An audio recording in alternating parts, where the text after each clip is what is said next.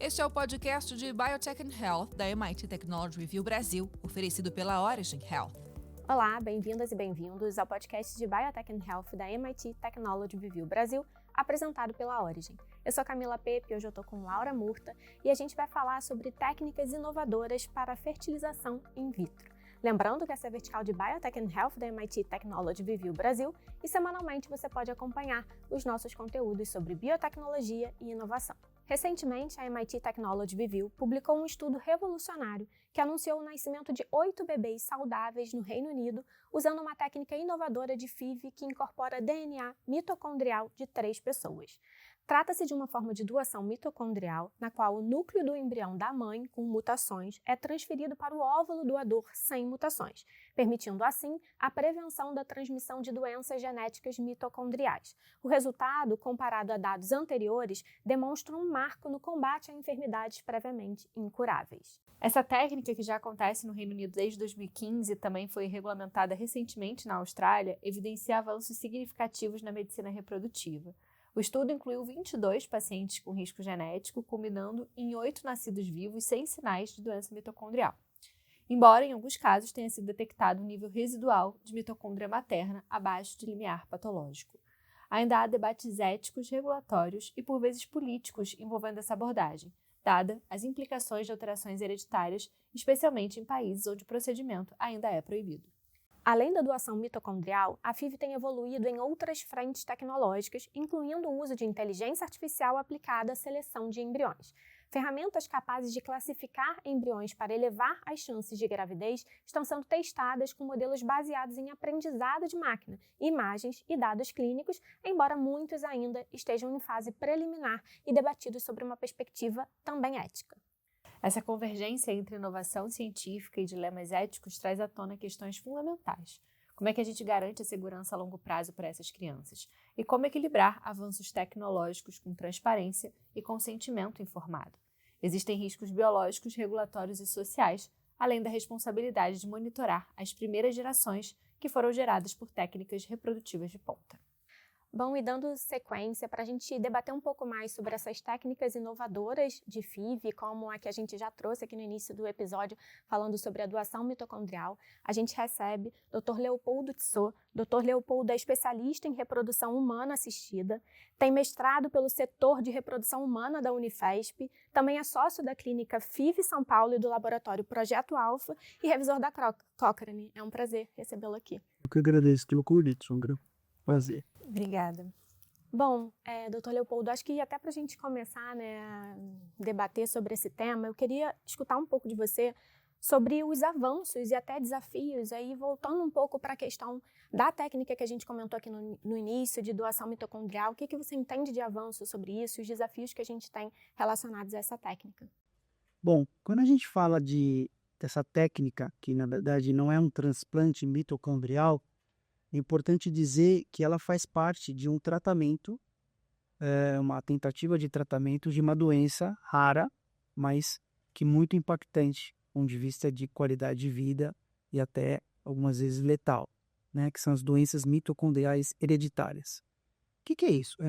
É um grupo de doenças, né, que leva a uma disfunção da produção energética. É uma disfunção hereditária, genética, que leva a uma alteração na produção de energia.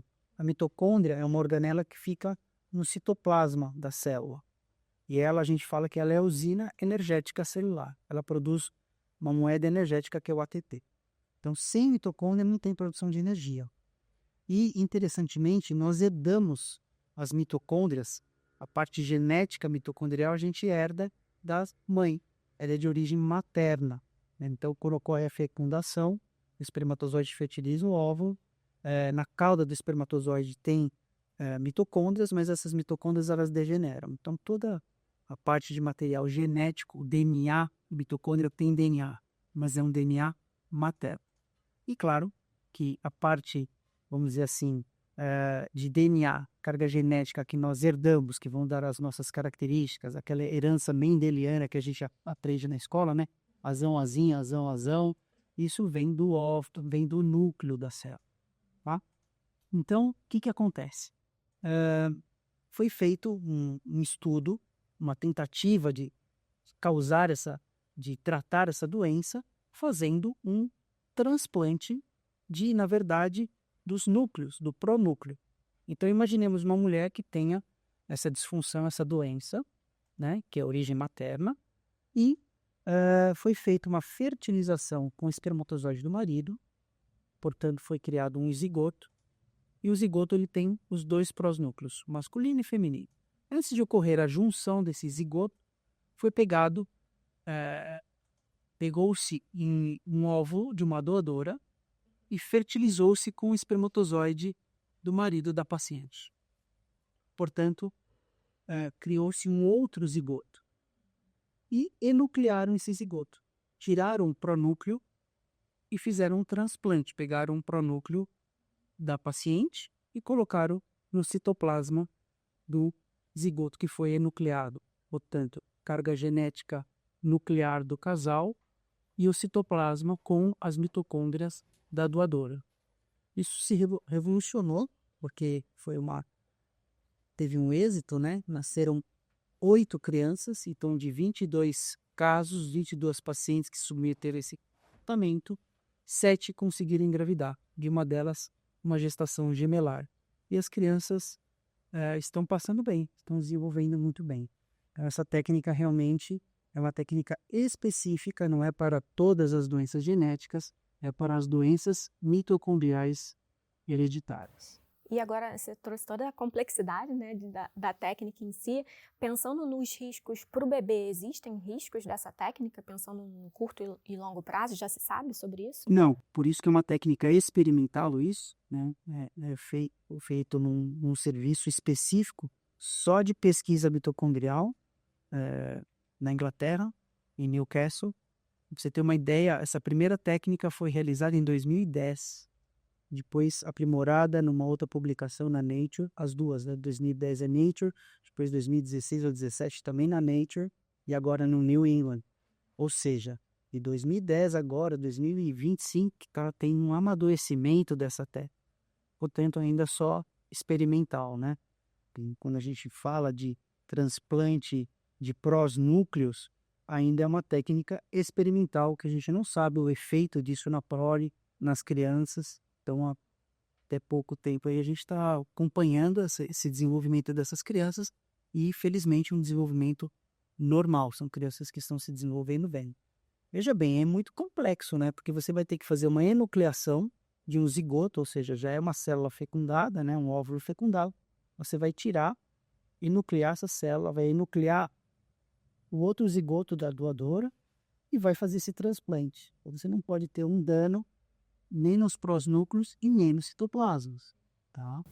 Agora, doutor Leopoldo, assim, como é que essa técnica, na verdade, ela se diferencia, ou por que não era viável fazer da mesma maneira que, como é feito hoje, né, para outros métodos de prevenção genética, como o teste genético pré-implantacional para doença monogênica e também para aneuploidia? Por que não se encaixava no método parecido como esse, foi necessário esse tipo de abordagem? Na verdade, não é que não se encaixou, Laura, porque é uma técnica em que você precisa fazer uma manipulação, não de gameta, mas do embrião, específica, avançada. Falando um pouquinho das técnicas de rastreamento genético, que a gente divide em PGTA, o A de aneuploidias, né? PGT vem do inglês Pre-Implantation Genetic Testing for Aneuploidy, que é o A. Ou M de doenças monogênicas, né? Com monossomias. Então, o que acontece? Uma é para você estudar de gene e outra é para você estudar erros cromossômicos. Então, vamos diferenciar. Quando a gente fala de genética, parece que tudo é a mesma coisa, mas não. Os cromossomos, as cromossomopatias ou as aneuploidias são erros cromossômicos numéricos, que não são herdados na maioria das vezes. Esses erros acontecem na formação do embrião, ou óvulos que tiveram uma não disjunção. Lembrando um pouquinho, né, que os nossos gametas são as únicas células do nosso corpo que são haploides, que tem metade da nossa carga genética. Então, o óvulo tem 23 cromossomos, o espermatozoide tem 23. Quando ocorre a fusão dos dois, a fertilização, 46 cromossomos. E essa célula, que é o zigoto, ele vai servir de cópia para as outras células. Vai sofrer um processo de divisão.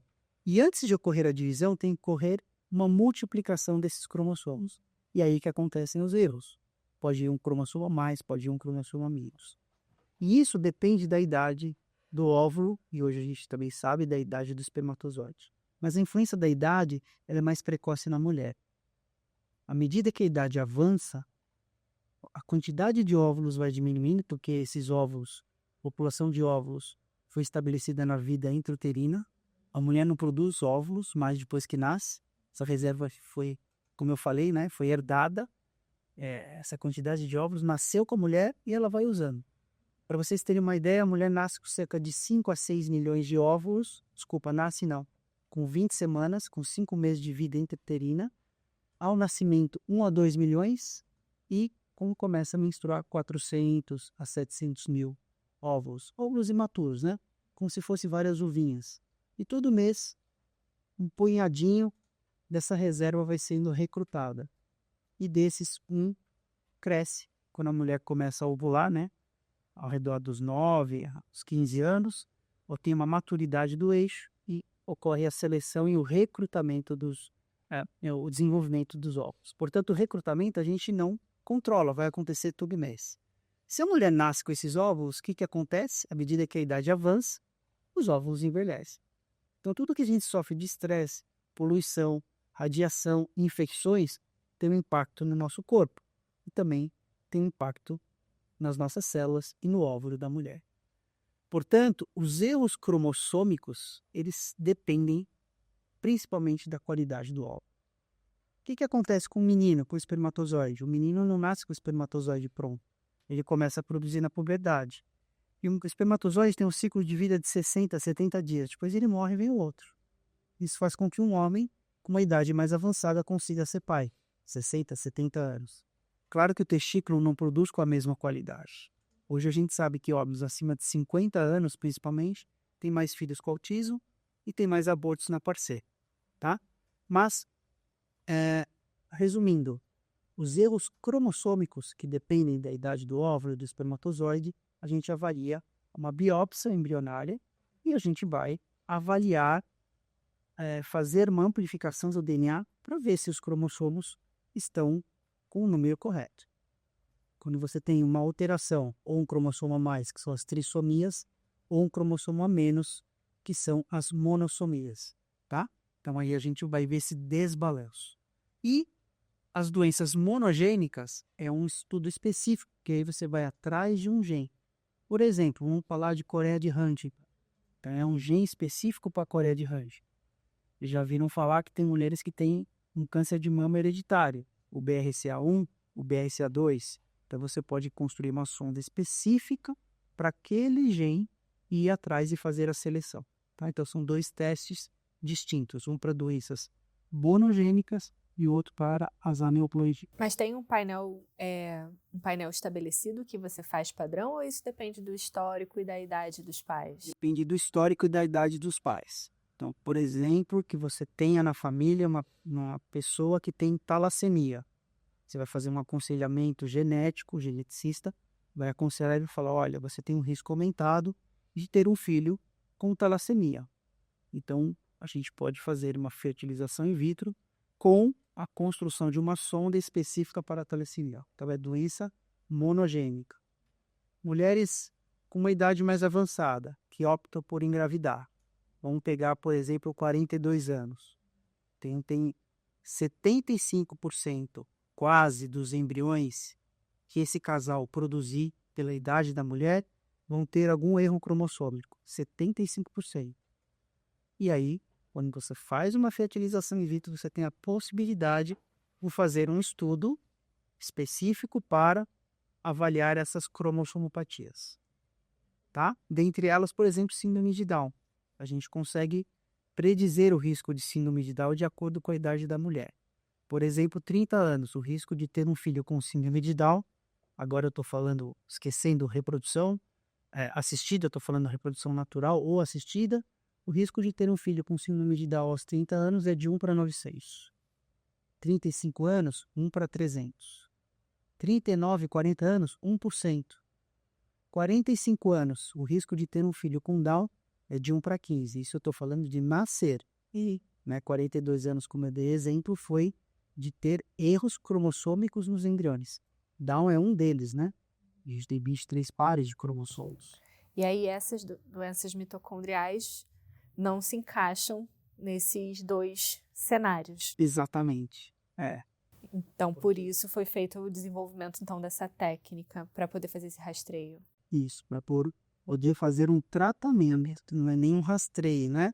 Porque você vai fazer esse transplante para que você tenha um citoplasma com as mitocôndrias saudáveis, que foi doado de uma outra mulher, né?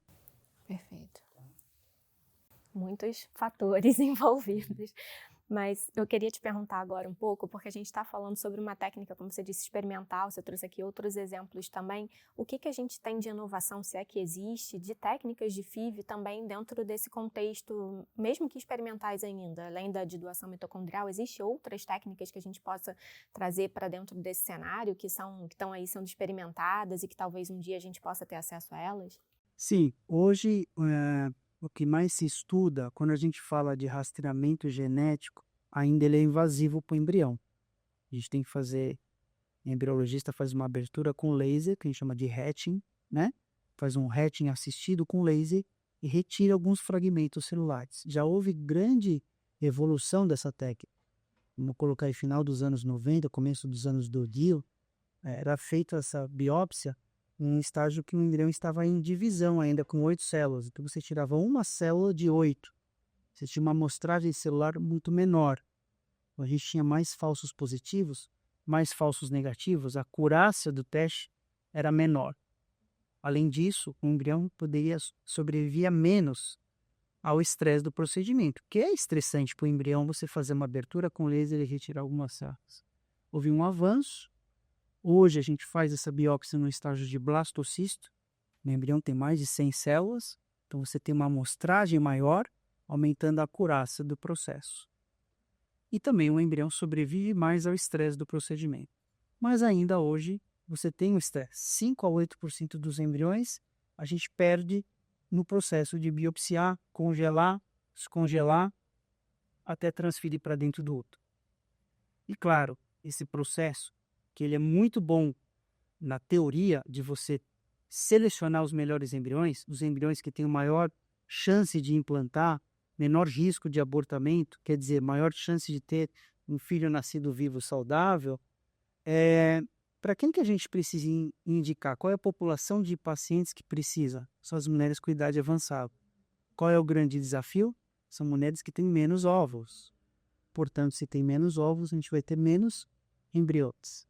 Muitas vezes a gente acaba cancelando os tratamentos. Mas voltando na sua pergunta, hoje estuda-se uma técnica não invasiva de estudo genético.